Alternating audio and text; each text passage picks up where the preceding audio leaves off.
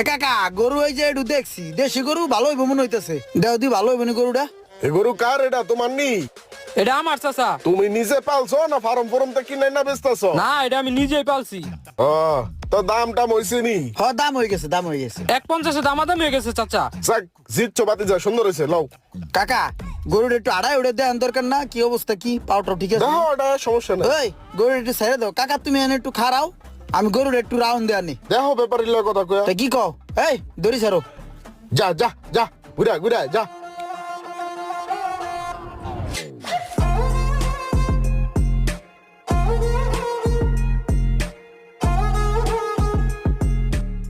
চাচা কই গেল? এই যে গরুটা যে নিয়ে গেল আর দিন নিয়ে এলো না।